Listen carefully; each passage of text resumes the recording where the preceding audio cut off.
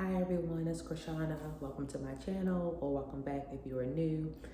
This is a lifestyle channel where I talk about mommying, lifestyle content, all the things. We'll see how this channel expands.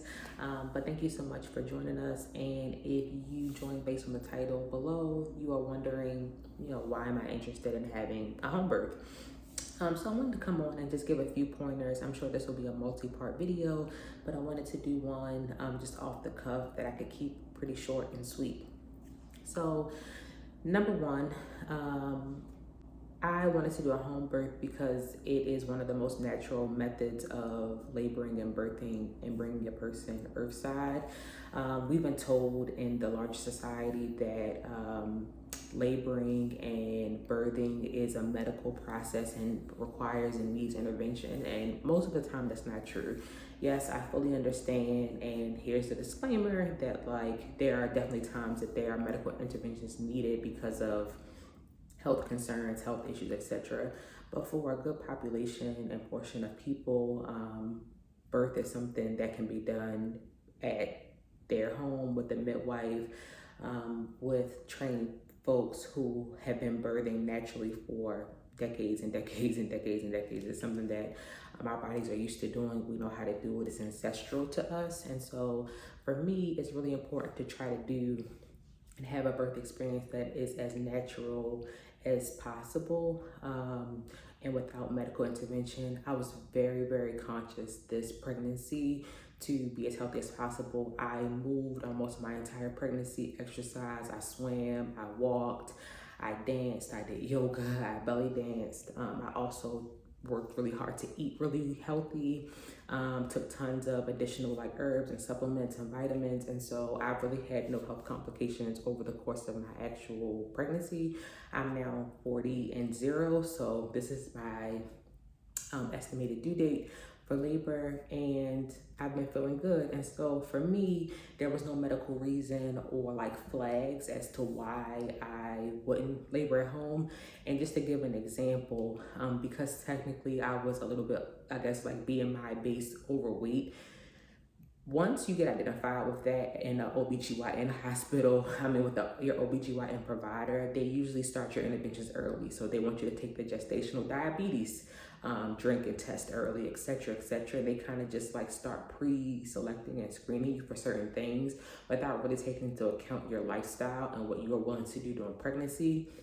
And for some women, that intervention is necessary and needed, right? There's some people who, based on their work schedule, how their lifestyle is, they need those interventions. And when those interventions are not identified well, that's how you have bad outcomes for Black women, and the Black maternal health crisis is what it is. However, when you have someone who understands and doesn't need those interventions and is doing all of those things and has the privileges to do those things separately, it's just not needed. So for me, it was really about, number one, being able to do it in the most ancestral way possible with my family in my home where I'm most comfortable.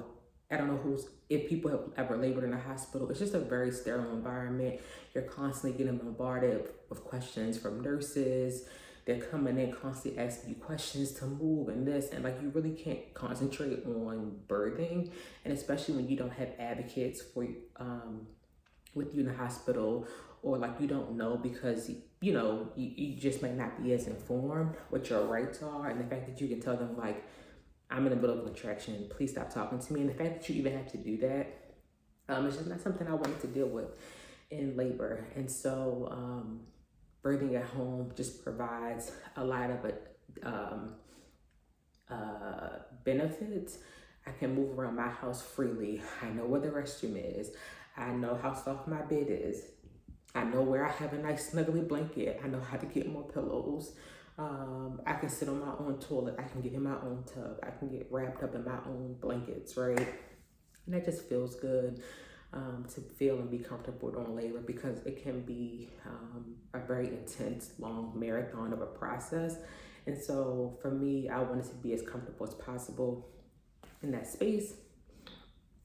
The second reason is the opportunities for different laboring management techniques and pain techniques. So If you ever have had a hospital birth and you've never been continuously monitored, great, amazing. I'm so happy and proud that you didn't have to deal with that, but I did in my first labor. And so that really restricted how I can move around the room, how long I can be in the bathroom, and what was afforded to me. So when you continuously monitor, the most and longest you can be off a monitor is 10 minutes. And so that means that, like, one, because you're continuously monitored, you can't get in the shower or get wet at all because you have all these cords connected to you. So number one, you can't use some of the pain management techniques like a shower. Two, where I felt was most comfortable was on the toilet, and I couldn't stay in the bathroom for more than 10 minutes at a time. And of course, I was pushing that and like going to like 30 minutes sitting on the toilet, and that was a whole issue. And so in your home, you can really move around however you want to and use whatever pain management techniques you need. Also with the hospital, every hospital doesn't have a shower in the room, the laboring room, or they don't have a tub. And those are just things that like always make the process a little bit easier on the laboring person. Many of them now do provide like birth balls and peanuts and etc., but a lot of them don't. A lot of them don't have like squat stools and just like things that you need from like a pain management perspective that helps you get into different positions, makes labor more comfortable for you.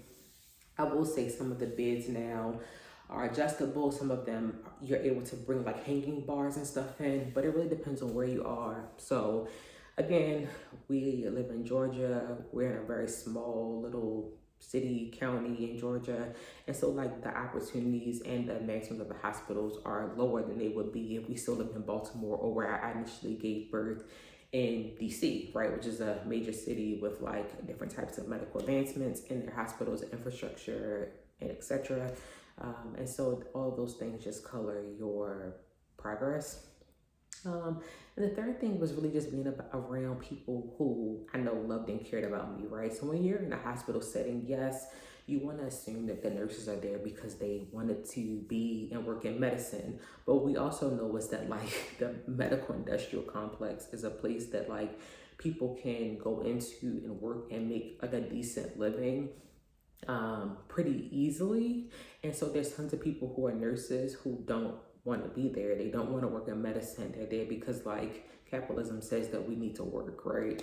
And so the way they treat their patients shows and is reflected in that. And so who wants to be a mom laboring in the hospital, having a really hard go at it and having a nurse rude, mean, they having a bad day, they coming at you with some bullshit? Like, I'm just not into that.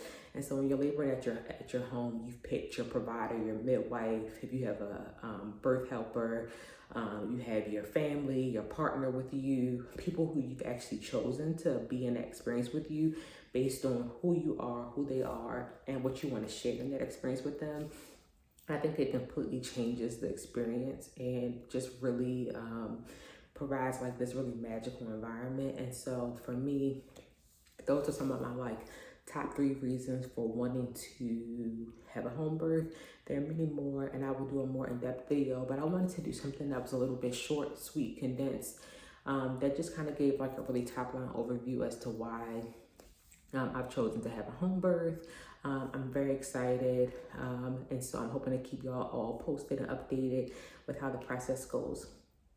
If you would like to see more videos like this and stay updated on the home birthing, mommy lifestyle journey, please smash the like button as well as the subscribe button. You can also follow me across social media platforms, which I will list somewhere beautifully on the screen as well as in the description below. I'm at Krishana Davis on almost all social media platforms: Twitter, Instagram, TikTok, you name it, that's my name. And so you can definitely find me on all those platforms. And if you have any additional questions or things you want me to answer about why I chose a home birth, please feel free to leave those questions below in the comments. And if you got to the end of the video, leave me a little baby emoji in the comments as well. So thank you so much for watching my video. I'm Krishana Davis. Hope to see you in the next one. Have a good one.